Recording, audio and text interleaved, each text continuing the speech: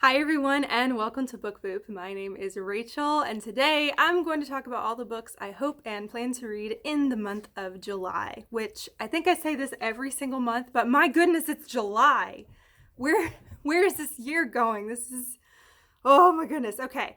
So now that we're in July and we're in the middle of the summer, now I'm actually open to reading some more contemporary type style books, which I normally don't gravitate towards. So I got a few contemporaries in here, which is not like me at all. So it's going to be an interesting reading month. I also have some sequels to read, all sorts of fun stuff. So let's go ahead and jump in. So first of all, there was a book that I planned to read on my July TBR and a book that I plan to read on my June TBR. However, the June one didn't happen, and one of my July ones I ended up reading in June because I ended up having extra time, and so I flip-flopped them. So the book that I originally planned to read in June that I'll be reading in July is The Box in the Woods by Maureen Johnson. This is the fourth book in kind of like new start to a new mystery in the Truly Devious series by Maureen Johnson. It's kind of like a dark academia YA mystery series that I really enjoyed a lot. It's a full kind of trilogy that focuses on one overall mystery, and this is the same characters, but it's starting out a new mystery, and I believe it's set in the summer,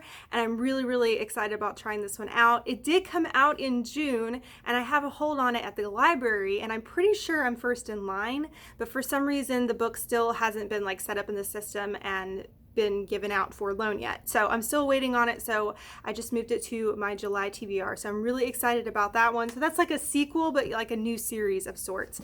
The one that I originally planned to read in July, but I ended up reading at the end of June, is Since You've Been Gone by Morgan Matson. This is one that is way outside my wheelhouse. It is a YA contemporary, and just a little spoiler here, I actually really liked it. I'm not going to go over why I liked it or all that kind of stuff. I will talk about that in a future recent reads video.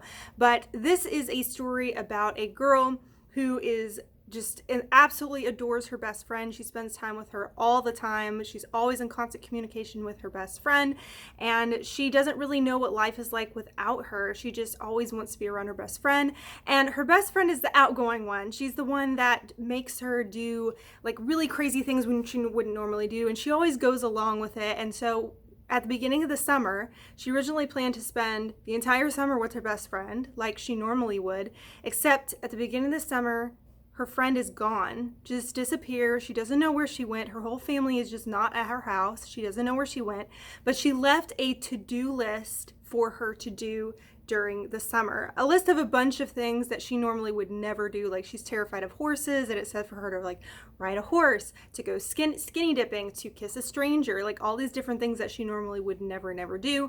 But she thinks that it's almost like a map that her best friend has left behind, and she's hoping if she actually accomplishes these tasks that she will actually figure out where her best friend is. And so she seeks out trying to do these tasks. It's set in the summer as it sounds, and it was a lot of fun. So I'm looking forward to talking about this more, but I was surprised to already have gotten to this in June.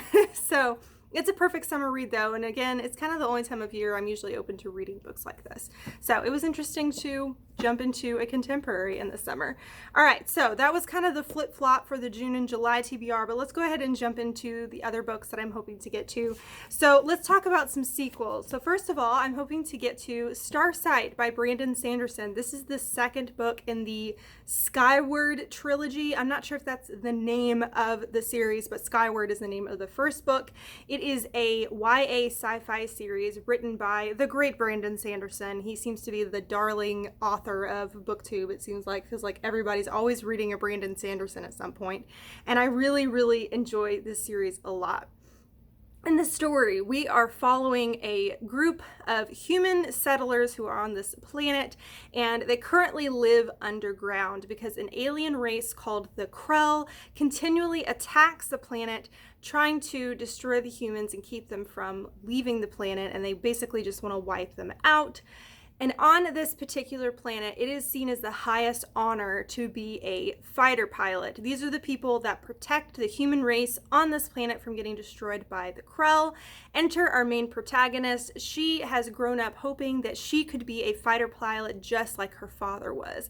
However, her father, in this huge historic battle that ended up happening, he was a part of the battle, but unfortunately he ended up getting scared and he left the battle, and because of that, her father was deemed a coward. And also on top of that, that's kind of like the biggest, baddest thing you can do in this particular society. It's all about being brave or being a quick coward. And our main protagonist, she is trying to shake off the fact that everybody sees her as a coward because her father was one, and she really, really wants to be a fighter pilot like her father was. And it just kind of like sets off from there. There's a lot more to it than that, but it's a really, really fun universe. It's very, very fast paced, and I really enjoy all the characters, and it's so fun to read. So I'm excited to read the second one. The third one, I believe, comes out later this year. I don't know why I have put off for so long reading the second book, because I loved the first one and I read it last year. I think I read it around this time last year. I don't know why I've waited like a whole year to read the sequel, but here we are, so I'm getting to it. All right, the next sequel, this is actually closer to when I read the first one. The other sequel I'm wanting to read is Thunderhead by Neal Shusterman. Let me pull up the picture for you here. It is the second book in the Arc of Scythe trilogy, which is a YA dystopian. I kind of view it as a dystopian, to be perfectly honest. Here is the cover here. It's a really cool looking cover. I've heard a lot of people say this is their favorite book in the trilogy.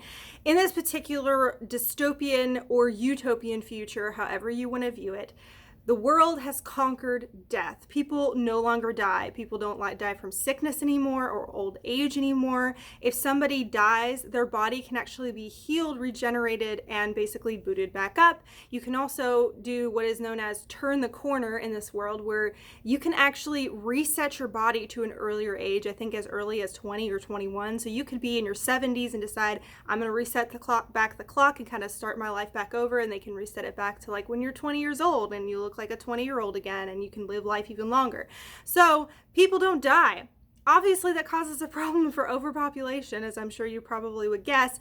Enter in the Scythes. The Scythes are these group of people who have been given the role of basically culling the population. They are given the role of permanently killing people. So if you are killed by a scythe, that's it. You're dead. You're done.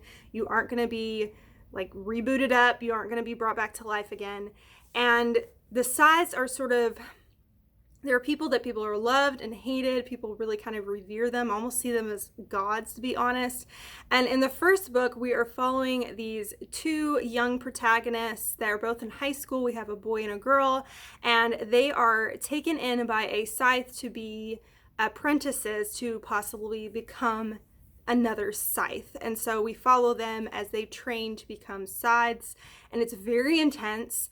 It's very brutal. It's very bloody. It's a very dark series. That's why I say it's a utopian and dystopian, because utopian is like, oh, death has been conquered. How great. Dystopian, there's a lot of murder going on because these scythes are going around and killing people. They're allowed to do it, but it's still really dark. So I'm excited to see what happens in the second book. The first book kind of ended on a really interesting note, so I'm really interested to see where it's going to go from here. But I'm excited to read the second one and get into it a lot sooner when I read the first one, because that way I'm not forgetting things and I'm a little bit more into the series. So I'm looking forward to going to the next one.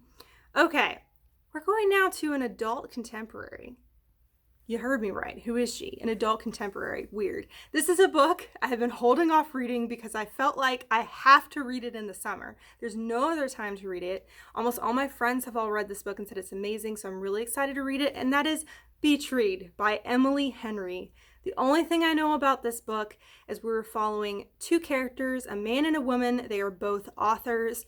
I believe the woman is a romance author, and then the male is a fictional author, like just just regular fiction, maybe like historical fiction, or I don't know, more like a serious fiction. And then they're both kind of stuck in whatever writing project they're working on. They don't know how to go forward on it. And they're both staying in a beach house, I think, next to each other during the summer, hoping to kind of focus on finishing their novels. But then they decide to switch, and they decide to, one of them, the male, to try to write a romance and the female to write a fiction.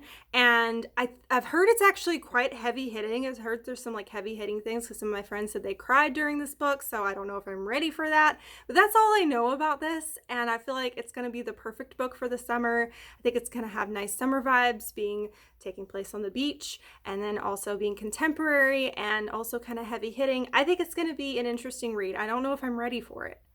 But I'm excited to finally get to this because I've been holding off reading it for the summer. So summer is finally here. I'm smack in the middle of it and I am ready to read something summery. Okay, let's go to another book that is a continuation of a series, and this one is going to be a new release, and that is The Last Graduate by Naomi Novik. This is the second book in the, oh my goodness, what is the name of the series? Lesson 2 of the Scholomance. So I guess the Scholomance is the name of the series. This is the second book after A Deadly Education, which kind of came out with mixed reviews. I really struggled getting through the first book, but by the end, I actually really enjoyed it. Once it got to the end, I was like, okay, I really liked the ending. I'm interested to see where this goes. If you haven't heard of this series before, think really dark Hogwarts. We're following this magical school that doesn't have any teachers, but once you go, if you are a witch or wizard and you need to be trained, you go to this school and you are in this school for a full 4 years. You do not leave. While you're in this school, you are given lessons to do. However, there aren't any teachers. This school technically is supposed to be a safe place or a safer place for witches and wizards to be able to learn and develop their powers. However, there are several monsters that are continually trying to get inside the school to eat the witches and wizards, to gain, I guess, something about themselves. The fact that they have magical powers, there's something about them that is very delicious. I don't know.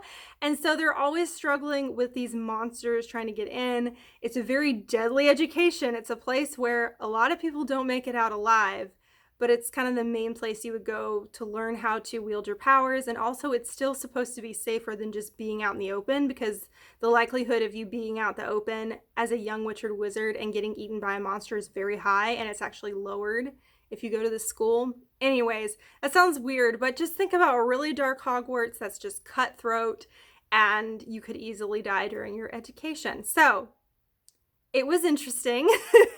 Very stream of consciousness writing style, which is not my favorite, but I was really intrigued by the end of the first book. So I'm interested to see what happens in the second one. I'm hoping the second one is a little easier to grasp because there was a lot of world building in the first book. So I'm hoping there won't be as much world building and be more plot in this one. So I'm very ready to get into some more dark academia Hogwarts. That sounds amazing to me.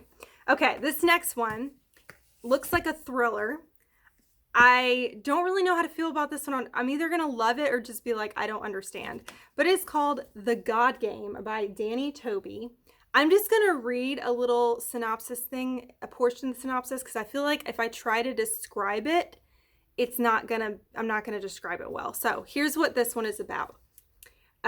Each participant receives an invitation to play the God Game, created by dark web coders and maintained by underground hackers. The video game is controlled by a mysterious artificial intelligence that believes it is God. Obey the almighty AI and be rewarded. Defiance is punished. Through their phone screens and high-tech glasses, Charlie and his friends see and interact with a fantasy world superimposed over reality. The quests they undertake on behalf of God seem harmless at first, but soon the tasks have them questioning and sacrificing their own morality. So this sounds like a dark video game, which sounds like fun. I think it might have like Ready Player One vibes, but much darker and have like a thriller aspect to it. So I'm excited to read this one. I think it's going to be a good one for the summer, a nice fast-paced read. It's pretty thick, but I think it's going to be fast-paced since it sounds very thrillery. So I'm excited to try it out. Something video gamey sounds perfect for the summer to me. So I think it's going to be a lot of fun, and I hope it's really action-packed. All right, so I've got two more for you. One of them is a contemporary middle grade, and it's called The Remarkable Journey of a Coyote Sunrise. This one sounds super cute. So we're following this girl and her dad who are constantly traveling across the country in this old school bus that I guess they've retrofitted to be able to live in. And they've been on the move traveling ever since this girl's mom and two sisters passed away in a car crash. So they've kind of been running from their grief in a way. They haven't really gone back home, and they've just been riding on this bus, kind of living as nomads for, I think, a year or two, until our main protagonist here, she finds out that the park in her hometown is going to be torn down, and I guess something's going to be built there, and she desperately wants to get back to that park because in that park her mother and her two sisters and her had all created like a little treasure chest or like time capsule type thing and buried it in the park, and she's wanting to get back there to be able to get that treasure trove or time capsule back. And she's trying to see if she can get her dad to take her back home without him realizing that he is, because he doesn't want to go back. They don't want to be reminded of the memories of their family that they've lost because it's just too heartbreaking for them. So I think this is going to be heavy hitting. I believe it takes place during the summer as well. So I think it's going to have great summery vibes, great road trip vibes. And it's going to be really interesting. It also sounds from the synopsis like they tend to like pick up some people and help people travel places as well. So like it sounds like there's some people that are kind of like hitchhiking in their bus with them. And I think it's going to be really interesting and have like a found family type feel. So I'm excited to read this one, and I think it will be absolutely perfect for this summer. The very last one is a middle grade book that I've had on my TBR for a very, very long time, and I'm excited to finally get to it because it sounds super, super cute, and I love the cover too. It's called The Adventurers Guild by Zack, Loran Clark, and Nick Eliopulos. That's quite a last name. I don't know how to pronounce it. In this story, we are following this world where monsters have invaded, and you're kind of consistently having to deal with monsters attacking, and these different guilds have been set up, and kids are hoping to be able to be a part of different types of guilds, and they would be a part of this guild, I believe, for like the rest of their lives. There's like the Merchant Guild and the Mage Guild and all these things. The one guild that nobody really wants to be a part of is the Adventurers Guild, because that's a guild who's responsible for fighting back the monsters and trying to protect humankind. And it's a very dangerous job. A lot of people don't really make it to a very high age because they tend to die off because they're trying to fight back these monsters. And I think we're following a couple protagonists who ends up getting placed within the Adventurers Guild, and which is not what they wanted, and it just follows them and their story. And I'm excited to read it. It sounds like it's going to be funny and fun and action-packed, and I think it's going to be a really good time. I know it's a first in a series. I don't know how many books are in the series, but I think it's going to be a lot of fun. And again, I've had this on my TBR for a very long time, so I'm excited to finally get to it. So those are all the books I am hoping to get to in July. Bunch of rando things. I got some YA in there, I got some adult in there, I got some middle grade in there, some contemporary, some thrillers, some sci-fi, some fantasy, like a lot of rando stuff. So I'm excited to have just like a whole bunch of different types of books to read. Let me know down below, please, if you have read any of these books, if any of these books are on your TBR. Let me know what you're planning to read in July. I would love to know. And if there's any of these you've been wanting to read, you want to do like a buddy read or something, let me know too, because I would love to do that. But thank you so much for watching. On this side of the screen over here is my logo. If you click on that, you can subscribe to my channel, follow me on my book journey. On this side of the screen over here is a suggestion for another video if you want to watch right now. Thank you so much for watching. You rock. And don't forget to keep reading. Bye.